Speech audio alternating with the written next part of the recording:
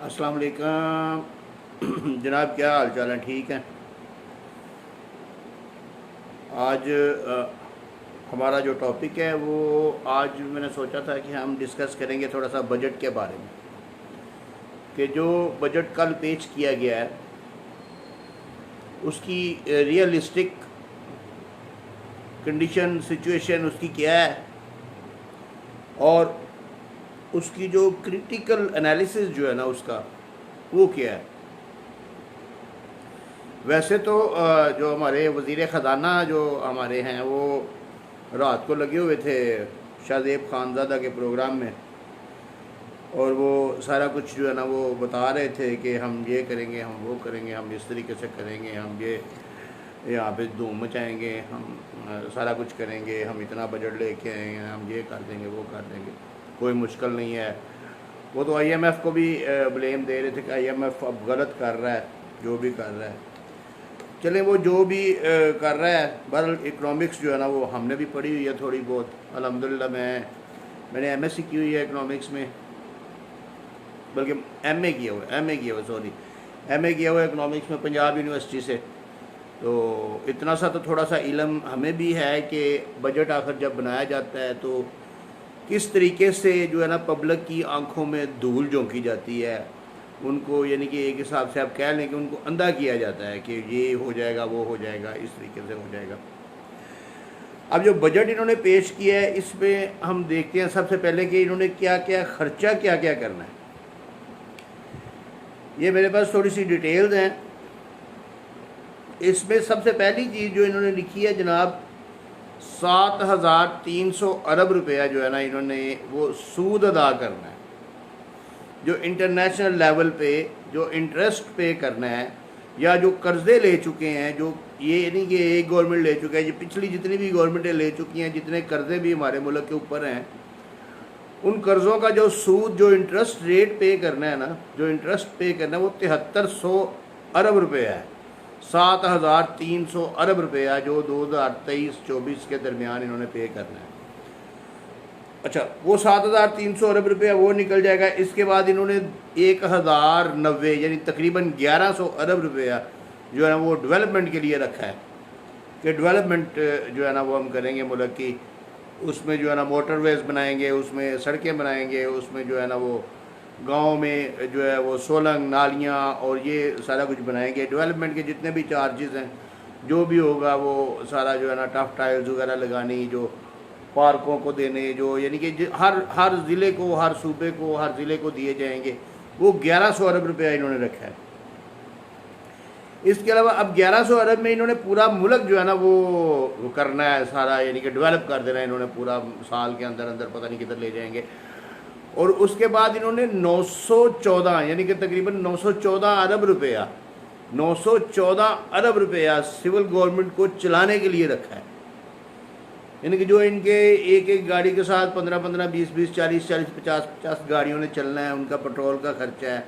इसके अलावा जो इन्होंने फ्री दौरे करने हैं, जो यानी कि जो भी इन्होंने गवर्नमेंट चलाने के लिए जो इन्होंने धूम मचानी है, जो जिस तरीके से इन्होंने यानी करना है वो सारा बैरून ममालिक में जाके इन्होंने यानी कि अपने मीटिंग अटेंड करनी है, अपना यानी कि जितना भी इजलास वगैरह हैं सारे वो लंदन में होंगे। तो ये उसके लिए इन्होंने जनाब 914 अरब रुपया जो है ना वो रखा है। इसके अलावा 1500 अरब रुपया इन्होंने जो है ना वो सूबों को देने के लिए रखा है, और 1800 अरब रुपया डिफेंस बजट के लिए रखा है, जो कि बहुत कम है। मैं हकीकतन ये समझता हूँ कि 1800 अरब रुपया एक ऐसे मुल्क के लिए जो न्यूक्लियर पावर है और सॉवरन कंट्री है, और ये है कि जो इस्लाम के नाम पे बनाया गया है, ऐसा मुल्क जो इस्लाम के नाम पे बना है और जिसने इस्लाम की हिफाजत करनी है, और जो यानी कि इस्लाम के लिए किसी के इस्लाम की वजह से किसी के साथ लड़ने मरने के लिए तैयार है, ऐसा मुल्क जो ला इलाहा इल्लल्लाह मुहम्मदुर रसूलुल्लाह के जो कलमा के ऊपर बना है, और जो जिस वक्त हम नारा लगाते थे ना बचपन में, अभी तो पता नहीं कोई लगाता है कि नहीं लगाता, लेकिन हम यही लगाते थे कि पाकिस्तान का मतलब क्या, ला इलाहा इल्लल्लाह।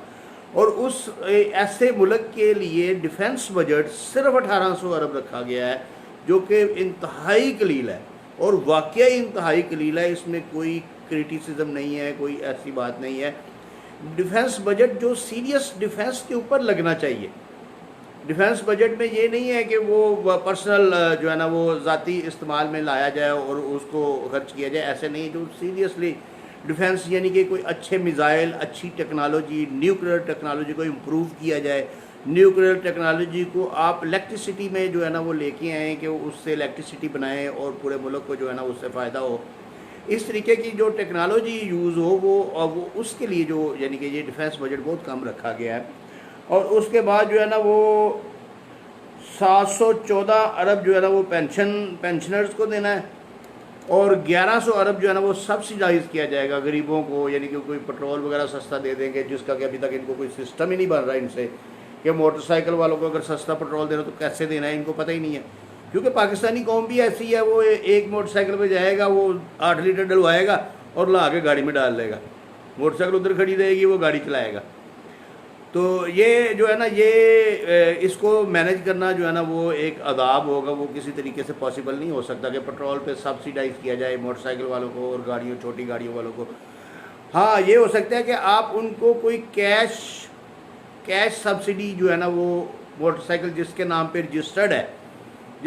रजिस्टर्ड है उसको कोई कैश सब्सिडाइज़ कर दें, मंथली कोई 2000, 3000, 4000 कोई कैश की सूरत में सब्सिडाइज़ कर दें, तो वो पॉसिबिलिटी हो सकती है। क्योंकि रजिस्ट्रेशन का रिकॉर्ड आपके पास मौजूद है, जिस बंदे के नाम पे मोटरसाइकिल है उसको फी मोटरसाइकिल के हिसाब से आप जो है ना वो मंथली उसको सब्सिडाइज़ कर सकते हैं। और सबसे जो ज़रूरी चीज़ जो मैं डिस्कस करना चाहता हूँ कि सेहत के लिए जो कौम शुरू दिन से बीमार है और हर घर में कोई 1, 2, 3, 4 बीमार मौजूद हैं, और ये जो है ना हम सिर्फ यही समझते हैं कि ये बीमारियां जो हैं ये अल्लाह की तरफ से हैं और अल्लाह ताला शिफा दे देता है। शिफा अल्लाह ही देता है, लेकिन बीमारियां इंसान अपने गुनाहों की वजह से और अपनी कोताहियों, अपनी गलतियों की वजह से लेता है। हमारे मुल्क में हर बंदा टेंशन का मरीज़ है और इतनी ज़्यादा टेंशन है कि आप सोच नहीं सकते कि हर घर में कोई ना कोई सर दर्द का मरीज़ पड़ा हुआ है। और ये इन्होंने सेहत के लिए सिर्फ 22 अरब रुपया जो है ना वो रखा है साल का। अगर 24 करोड़ की आबादी है तो एक बंदे को 90 रुपये साल के मिलते हैं। एक बंदा 90 रुपये में जो है ना वो एक पत्ता जो है ना वो उसका डिस्प्रिन का ले ले और वो पानी में घोल के पीता रहे, वो भी जो है ना वो साल में उसने जो वो 8-10 जो पीनी है ना वो महीने डेढ़ के बाद एक आएगी उसको। इसके अलावा उसको जो है ना वो सेहत में जो है ना वो पैसा नहीं मिल सकता कोई भी। तो सेहत के लिए चले ये लेकिन इन्होंने रखा ही 22-23 अरब है, तो फिर अब उसमें वो सेहत कार्ड कैसे चला सकते हैं या कोई हॉस्पिटल कैसे बना सकते हैं या कोई हॉस्पिटल्स की मशीनरी कैसे ला सकते हैं, वो ला ही नहीं सकते क्योंकि इतने पैसे ही नहीं है। पैसे अभी तो हमने देखना कि ये 22.7 अरब जो इन्होंने सेहत के लिए रखा है और जो तलीम के लिए रखा है वो भी ना होने के बराबर है कि एजुकेशन के लिए अब वो किसको देंगे, क्या लैपटॉप दे देंगे उतने या क्या करेंगे, क्या कॉलेजेस खोलेंगे, स्कूल खोलेंगे, क्या करेंगे, कुछ भी नहीं कर सकते। तो इतना थोड़ा बजट जो है ना वो सेहत के लिए रखा गया है कि ये हम समझ रहे हैं, जिसका मतलब है कि हमारी गवर्नमेंट ये समझती है कि हमारा मुआशरा बहुत तंदुरुस्त है और यानी कि इतना जरासीम तो यहाँ पे आने से डरता है। इस किस्म का हमारा मुआशरा है कि यहाँ पे जरासीम नहीं आता कोई भी बीमारी का, इसलिए हमने पैसे थोड़े रखे हैं सेहत के लिए। अच्छा, अब दूसरी तरफ आ जाएं, ये तो हमारे एक्सपेंडिचर्स थे जो हमने एक्सपेंसेस करने हैं। अब पूरा साल आगे नेक्स्ट ईयर जो हमने एक्सपेंसेस करने हैं, इसमें हम देखेंगे कि 1100 अरब जो डेवलपमेंट का है वो हमें नज़र आएगा कि वो नालियाँ बन रही हैं, सोलंग बन रहे हैं, जिधर कोई इलेक्शन होगा, जिधर कोई काउंसलर कोई जो है ना वो 50,000 की तो अब इंटें नहीं आती, वो 2-3 लाख रुपया लगाएगा। इसी तरह कोई MP MNA होगा वो पैसे लगाएगा। तो ये जो है ना ये बजट जो है ना वो उस तरीके से इस्तेमाल किया जाएगा जो डेवलपमेंट का बजट है। इसी तरह सिविल गवर्नमेंट चलाने के लिए जो बजट रखा गया है उसको वो अपने इस्तेमाल में ला सकती है गवर्नमेंट किसी भी सूरत में, किसी भी तरीके से। लेकिन सिर्फ हैरानगी मुझे 2 चीज़ों पे हुई है। एक डिफेंस बजट पे कि वो वाकई अगर हम इसको ट्रू इस्लामिक कंट्री समझते हैं तो वो बजट थोड़ा है, और दूसरा जो है ना सेहत के बजट पे कि वो इतना यानी कि 22.7 अरब हर बंदे को 90 रुपये दे दिए हैं साल के। तो ये 90 रुपये में वो बंदा को बचा लेगा तो फिर क्या करेंगे कि अगर वो बंदा बीमार ही नहीं होता साल पूरा, तो 90 रुपये अगर वो खर्च कर जाता है तो फिर उसका क्या करेंगे वो, यानी कि अगर वो 22.7 अरब जो है ना वो 24 करोड़ आवाम है, अब 22.7 अरब रुपये है, तो वो अगर हम तकसीम करें तो वो 90 रुपये भी मेरे ख्याल में वो नहीं बनते, 91 92 या 99 इस तरीके से कोई बनेंगे। तो उन पैसों को यानी कि वो ज़ाया ही करने हैं हमने, तो इसलिए सेहत का बजट मेरे ख्याल में होना ही नहीं चाहिए था। इसको यानी कि ख़त्म कर देना चाहिए कि वो लोग जो मर्ज़ी अपना इलाज करवाएं ना करवाएं, अपनी तरफ से जो मर्ज़ी करें। तो अब ये पैसे जो है ना ये आने कहाँ से हैं, ये जो इतने अपना इसाक डॉक्टर साहब हमारे जो मिनिस्ट्री ऑफ जो है ना वो उसके फाइनेंस के हैं, फाइनेंस मिनिस्टर हैं, उन्होंने ये बजट बनाया है। तो अल्हम्दुलिल्लाह बजट वैसे ओवरऑल जो है ना वो न्यूट्रल ही है, सही है, लेकिन ये आने कहाँ से हैं। अब इसमें जो सबसे मेन चीज़ है ना वो 6,900 अरब जो है ना वो हमने टैक्सों से जो है ना वो कलेक्ट करना है। अब टैक्सों से कलेक्ट करना है तो उसके लिए हमें एफबीआर को जो है ना वो ज़्यादा इम्प्रूव करना पड़ेगा। वहाँ से एफबीआर से हमें करप्शन जो है ना वो ख़त्म करनी पड़ेगी। एफबीआर में बहुत करप्शन है। एफबीआर से करप्शन अगर ख़त्म हो जाती है तो मैं ये गारंटी दे सकता हूँ कि ये 14,000 अरब तक भी जा सकता है। हमारा टैक्स कलेक्शन का सिस्टम अगर बेहतर हो, एफबीआर में करप्शन ख़त्म हो, तो ये 14,000 अरब में भी जा सकता है। क्योंकि एफबीआर को इतनी बड़ी ट्रांजैक्शनों का पता होता है, लेकिन वो अंदर खाते मिल मिला के उसको ख़त्म कर देते हैं। तो एफबीआर को ये फर्दर इम्प्रूव करना पड़ेगा। सबसे ज़्यादा जोर अगर एफबीआर के ऊपर लगा लें तो हमारी गवर्नमेंट जो है ना अगर एफबीआर के ऊपर जोर लगा ले तो ये 6900 अरब इन्होंने रखा है, ये 6900 अरब से कहीं ज़्यादा इकट्ठा कर सकते हैं और ये इस मुल्क की किस्मत बदल सकती है। जितने टैक्सेस आवाम दे रही है, टैक्स कलेक्शन के सिस्टम को बेहतर बनाएं। आप देखें मोटरवेज़ के ऊपर आप जिस वक्त गाड़ी लेके जाते हैं आप कितना टैक्स देते हैं, आप बिजली के बिलों में कितने टैक्स देते हैं, आप टेलीफोन के बिलों में, आप सुई गैस के बिलों में कितने टैक्सेस देते हैं। तो ये लेकिन टैक्स कलेक्शन का सिस्टम अच्छा होना चाहिए और उसमें जो है ना वो करप्शन नहीं होनी चाहिए। इसी तरह जिस वक्त मोबाइल का इस्तेमाल होता है, मोबाइल की सिम का इस्तेमाल, उसमें कार्ड्स वगैरह डालते हैं तो उस पर भी आप टैक्सेस देते हैं। तो ये लेकिन ये टैक्सेस अगर ये वो फेडरल बोर्ड ऑफ रेवेन्यू तक पहुँचें और सरकारी ख़जाने तक पहुँचें तो फिर तो कलेक्शन हमारी बहुत ज़्यादा हो जाएगी। लेकिन यही मसला है ना, यही मसला है। इसी को हमने कट डाउन करना चाहिए कि ये जो टैक्सेस का सिस्टम है इसके निज़ाम को बेहतर किया जाए तो हमारा बजट जो है ना वो डेफिसिट से वो जो है ना वो पॉजिटिविटी में जो सरप्लस में चला जाएगा और वो हम इनकम में चले जाएंगे, गेन में चले जाएंगे अगर हम सिर्फ टैक्स सिस्टम को बेहतर कर लें तो। इसके अलावा जनाब 3100 अरब रुपया जो है ना वो हमने बैंकों से उधार लेना है अगले साल में। ये हमने पहले एस्टिमेट लगा लिया है, हमने पहले अपने बजट में लिख लिया है कि 3100 अरब रुपया जो है ना वो हमने उधार लेना है बैंकों से। 6,900 अरब रुपया हमने टैक्सों से इकट्ठा करना है, जो कि मुझे नहीं लगता होगा। क्योंकि हमारा टैक्स सिस्टम कंट्रोल में नहीं है। अगर टैक्स सिस्टम सही हो तो हम 6,900 से कहीं ऊपर जा सकते हैं जितनी अवाम टैक्स देती है। अवाम तो पिस गई है टैक्स दे दे के, सेल टैक्स दे रहे हैं, गेन टैक्स दे रहे हैं, एडवांस टैक्स दे रहे हैं, इसके अलावा पता नहीं कौन कौन सा टैक्स दे रहे हैं। तो ये अवाम तो पिस गई है टैक्सों में। तो लेकिन जो कलेक्शन का सिस्टम है वो अच्छा नहीं है, वो दुरुस्त नहीं है। तो इसलिए अगर उसको दुरुस्त कर लिया जाए तो टैक्सेस इकट्ठे हो सकते हैं। बैंकों से जो 3100 अरब रुपया जो हमने लोन लेना है उससे हम बच जाएंगे अगर हम टैक्स कलेक्शन का सिस्टम दुरुस्त कर लेंगे। इसी तरह नॉन बैंक जो लोन है वो 1900 अरब है। अब ये तो वो पता नहीं वो बॉन्ड्स के ज़रिए लेंगे या स्कूक बॉन्ड्स के ज़रिए, या ये अब इसाक डार साहब को हमारे फाइनेंस मिनिस्टर जो हैं उनको पता है, उनको ज़्यादा बेहतर इल्म होगा कि वो हम कहाँ से लेंगे। जो नॉन बैंक लोन है जब हमारा 1900 अरब रुपया, तो वो हमने कहाँ से लेना है, वो किधर से आना है। इसी तरह बैरूनी आमदनी जो है हमने 2500 अरब का एस्टिमेट रखा हुआ है कि 2500 अरब रुपया जो हमने वो बैरूनी आमदनी है। तो देखिए हमने पूरा साल खर्च करना है, हमने लोन पे करना है, हमने लोन का सूद पे करना है, हमने अपने जो दोस्त ममालिक से जो लोन ले रखा है उसको रिवाइज़ करवाना है। इसके अलावा हमने खाना पीना भी है, हमारी हुकूमतों ने अपने अखराजात भी करने हैं, हमारे डेवलपमेंट के चार्जेस भी होने हैं, हमने आगे इलेक्शन भी करवाने हैं और इन सब चीज़ों पे जो खर्चे होने हैं हमारी इनकम कोई नहीं। बजट में हमने इनकम कोई नहीं बताई। इनकम हमने जो 6,900 अरब रुपया बताई है, स्पेसिफिक जो इनकम हमने जो अपनी पूरी तवानाई सर्फ करके हमने जो कलेक्शन करनी है, जो टैक्स की कलेक्शन करनी है, वो 6,900 अरब रुपए है। इसके अलावा बाकी सारा कर्जा लेना है हमने, और वो 6,900 अरब रुपए का हिसाब लगाएं आप कि हमने 7,300 अरब रुपया सिर्फ डेट जो लोन लिया हुआ है उसका सूद अदा करना है। तो अब आप देखें कि हमारा मुल्क किस जगह पे खड़ा हुआ है।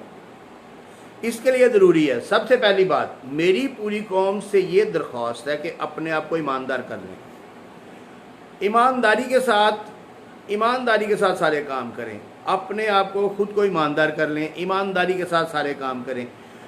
बिल्कुल किसी किस्म की 2 नंबरी करप्शन और करप्ट प्रैक्टिसेस ख़त्म कर दें। आपके एफबीआर में अगर आपका टैक्स बनता है देने वाला तो उसको पे करें, उसको दें।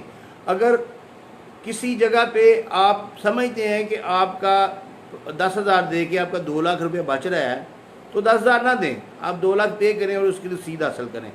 क्योंकि अगर जब तक हम पूरी कौम मिन हैसुल कौम, हम बसीयत कौम इस चीज़ को नहीं समझेंगे, इस चीज़ पे नहीं आएंगे कि ये करप्शन की वजह से, ये करप्ट अदारे जो है ना ये हमारे सर पे मुसल्लत हुए हैं, और ये करप्शन की वजह से जो है ना हमारा मुल्क गरीब से गरीब तर हो रहा है। मैंने आपको सिर्फ एक मिसाल दी है कि हमने, हमारी गवर्नमेंट ने, हमारे इदारों ने, हमारे जितने भी इदारे मौजूद हैं इन सब ने मिल मिला के जो कलेक्शन करनी है ना पूरा साल अगले, वो 6900 अरब रुपये है, यानी कि 7,000 अरब रुपये से थोड़ा कम है। लेकिन जो हमने सूद अदा करना है इंटरनेशनल लेवल पे वो 7,300 अरब रुपये है। तो बाकी खाना क्या है, देना क्या है, लेना क्या है, तनख्वाह क्या बढ़नी है, क्या पेंशन बढ़नी है, ये सब बातें हैं। ये सब ये लोगों को तसल्ली देने के लिए, लोगों को यानी कि एक कूल डाउन रखने के लिए ये एक स्टेप लिया गया है। मैं इसको ऑनेस्टली बता रहा हूँ, टू बी फ्रैंकली ऑनेस्टली बता रहा हूँ, क्रिटिसाइज मैं नहीं कर रहा, लेकिन मैं ये बता रहा हूँ कि ये चीज़ें पॉसिबल नहीं है। हाँ, ये पॉसिबल हो सकती हैं अगर आप टैक्स कलेक्शन सिस्टम में करप्शन ख़त्म कर दें, तो ये चीज़ें पॉसिबल हो सकती हैं। अगर कोई ऐसा बंदा ऊपर लगा दें कि जो इन चोरों को पकड़े, जितने भी चोर हैं, जितने भी करप्ट हैं, उनको पकड़े और पकड़ के बिल्कुल साइड पे कर दे, महकमे से आउट कर दे, तो फिर आपका एफबीआर जो है ना वो अगर एक्टिव हो जाए तो फिर वो टैक्स कलेक्शन जो है ना वो उसको बढ़ा सकता है। और वो 6,900 तो कुछ भी नहीं है, अवाम तो टैक्स दे दे के बेचारी जो है ना वो ख़त्म हो चुकी है। अब हम अपने टॉपिक की तरफ आते हैं कि हमारी प्रॉपर्टी जो है ना, प्रॉपर्टी उसकी रजिस्ट्री पे जो पहले टैक्सेस थे अब वो उनमें कितना इजाफा हो गया। अभी उसका नोटिफिकेशन नहीं आया, अभी उसका नोटिफिकेशन आएगा, कोई और 10-15 दिन तक नोटिफिकेशन आएगा, फिर वो यकम से जो है ना वो इम्प्लीमेंटेशन होगी उसकी। तो अभी जो पता चला है वो अभी सिर्फ इंटरनल सोर्सेज जो हैं, हमारे अपने भी इंटरनल सोर्सेज होते हैं, क्योंकि रजिस्ट्रियाँ वगैरह करवाते हैं तो वो महकमे के अंदर जो बंदे होते हैं वो बताते हैं कि अभी ये होगा ये होगा। उसमें यह है कि जो स्टैम्प ड्यूटी जो पहले शहर के अंदर जो 1% होती थी, अब उन्होंने वो बढ़ा के 2% कर दी है शहरी हदूद में। और जो विलेज या जो रूरल एरिया है वहाँ पे जो स्टैम्प ड्यूटी है वो 3% होती थी पहले, उसको इंक्रीज़ करके 4% कर दिया गया है। इसके अलावा जो एडवांस टैक्स था, एडवांस टैक्स जो था वो फाइलर को पहले 2% था और नॉन फाइलर को 7% था एडवांस टैक्स, लेकिन अब वो फाइलर को 4% कर दिया गया है और जो नॉन फाइलर है उनको 11% कर दिया गया, यानी कि नॉन फाइलर के सर पे एक और तलवार लटका दी गई है।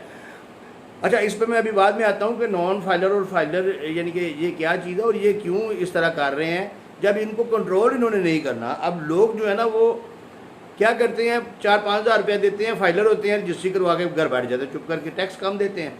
अब उनको नहीं पता कि साल बाद रिटर्न फाइल करनी है, उसमें ये टैक्स एडजस्ट करना है, और अगर रिफ़ंड मिलता है तो रिफ़ंड लेना है, अगर और बनता है तो और देना है, अगर सेल की है तो उसका कैपिटल गेन जो है ना वो उसमें कैलकुलेट करवाना है, उसके ऊपर जितना टैक्स बनता है वो देना है, या जितना ज़्यादा दे दिया हुआ है वो वापस लेना है। ये लोगों को नहीं पता। लोग क्या करते हैं, वो किसी पकड़ते हैं किसी बंदे को, कोई एफबीआर के बंदे ही अंदर बैठे हुए हैं, कोई क्लर्क बैठे हुए हैं, कोई उनके जानने वाले बैठे हुए हैं, उनको रेफ़र करते हैं, वो देते हैं 3-4 हज़ार रुपया, 5 हज़ार रुपया देते हैं और वो उनको फाइलर करके कहते हैं जी तुम फाइलर हो गए हो, और वो उसकी रजिस्ट्री करवा देते हैं। अब ये इसके लिए एजुकेट करना चाहिए, ये एफबीआर की जिम्मेदारी है कि ये लोगों को एजुकेट करे, उनकी ट्रेनिंग्स करे, कि ये आपको फाइलर होने के लिए इसलिए मजबूर किया जा रहा है कि नॉन फाइलर को अगर हमने 11% लगाया है, फाइलर को 4% कर दिया है, तो वो इसलिए किया है कि इसकी ये रीज़न है कि एक तो गवर्नमेंट का टैक्स कलेक्शन सिस्टम बेहतर हो, दूसरा ये है कि आपकी जितनी वो इनकम है, जितनी आउट गोइंग इनकमिंग है, सारी डॉक्यूमेंटेड हो, सारी रिकॉर्ड पे मौजूद हो। वैसे तो एफबीआर के पास आपका सारा अल्हम्दुलिल्लाह रिकॉर्ड मौजूद है, सारे जितने भी बैंक अकाउंट्स हैं उनके साथ अटैच्ड हैं, जितनी भी रजिस्ट्री हैं उनके साथ अटैच हैं। इसलिए अगर कोई बंदा समझता है कि वो एफबीआर के जो है ना वो बच सकता है तो वो गलत बात है। एफबीआर के पास रिकॉर्ड हर चीज़ का मौजूद है, इसलिए वो इस चीज़ को जो है ना वो भूल जाएं कि वो यानी कि उनको नहीं पता या हमने उनको नहीं बताना, ये बात ही गलत है। उनको सारे रिकॉर्ड का पता है। जिस वक्त आप कोई रजिस्ट्री करवाते हैं या इंतकाल करवाते हैं या कोई डॉक्यूमेंट ऐसा कोई रजिस्टर्ड करवाते हैं जिसके ऊपर एडवांस टैक्स या गेन टैक्स या इनकम टैक्स लगता है, कोई गाड़ी लेते हैं, तो वो जिस वक्त वो पैसे डायरेक्ट एफबीआर के अकाउंट में जाते हैं आपके आईडी कार्ड नंबर के ज़रिए, और आपकी मुकम्मल ट्रांजैक्शनें ओपन हो जाती हैं उनके सामने। इसलिए ये भूल जाएं, ये अपने जहन से दिमाग से निकाल दें। हाँ, हमारा एफबीआर का सिस्टम बहुत गंदा है। हमारे एफबीआर के अंदर जो अफसर बैठे हुए हैं वो करप्ट हैं। मैं अली अलान कह रहा हूँ कि वो करप्ट हैं, और उनको जो है ना वो उनके ऊपर कोई बिठाना चाहिए बंदा जो उनको कंट्रोल करे, और ये जो भी ट्रांजैक्शंस हैं उनको प्रॉपर तरीके से मेंटेन मैनेज करे, जो उनकी रिस्पॉन्सिबिलिटीज़ हैं।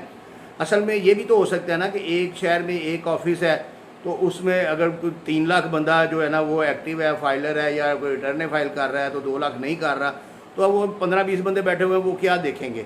तो इसमें इन लोगों को, गवर्नमेंट को चाहिए कि इसमें अमले में इजाफा करे, इसमें इंस्पेक्टर्स का इजाफा करे, इसमें कमिश्नर्स का, डिप्टी कमिश्नर्स का जो है ना ये इजाफा करे एफबीआर में, और इनमें जो है ना वो जितना ज़्यादा बंदे इसमें पॉइंट करेंगे, आइए श्योर अगर आपके बंदे ईमानदार होंगे, आपका सिस्टम जो है ना वो कंट्रोल्ड होगा, तो ये जितनी आपने इनको सैलरीज देनी है उससे कई गुना ज़्यादा गवर्नमेंट को पैसे देंगे, कमा के देंगे, ये कलेक्शन करके देंगे, टैक्स की कलेक्शन करके देंगे। तो अभी हम बात कर रहे थे कि जो एडवांस टैक्स है रजिस्ट्री का, वो इन्होंने जो है ना पहले जो है ना वो 4% था नॉन फाइलर के लिए, 7% था सॉरी नॉन फाइलर के लिए, अब इन्होंने 11% कर दिया है। फाइलर के लिए 2% था, अब इन्होंने 4% कर दिया है। इसी तरह जो गेन टैक्स था वो पहले नॉन फाइलर के लिए 4% था और फाइलर के लिए 2% था, अब वो फाइलर के लिए 3% कर दिया है और नॉन फाइलर के लिए 6% कर दिया है।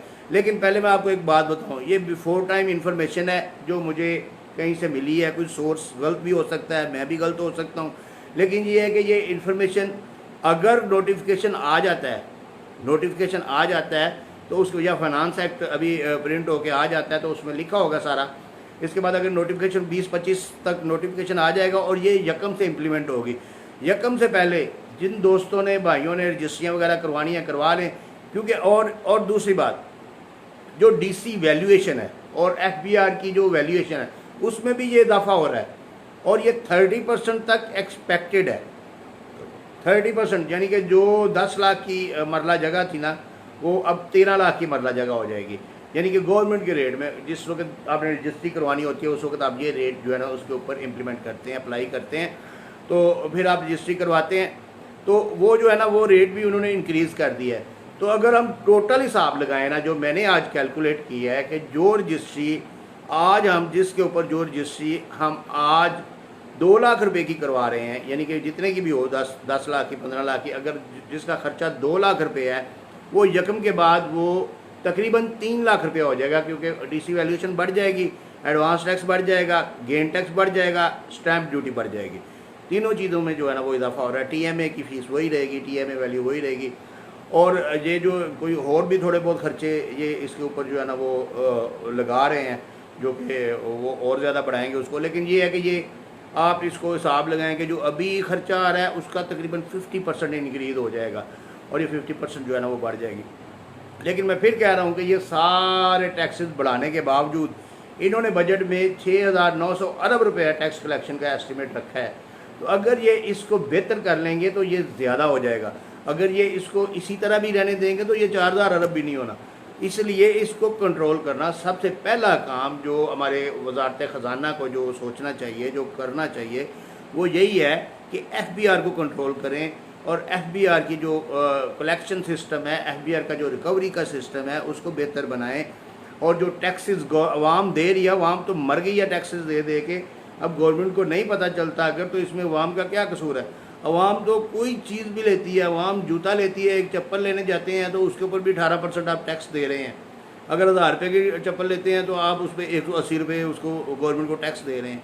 अगर आप कोई भी चीज़ लेने जाते हैं, आप इवन के जो सब्जियां वगैरह भी लेते होंगे उसके ऊपर भी टैक्स है, जो फ्रूट लेते हैं उसके ऊपर भी टैक्स है।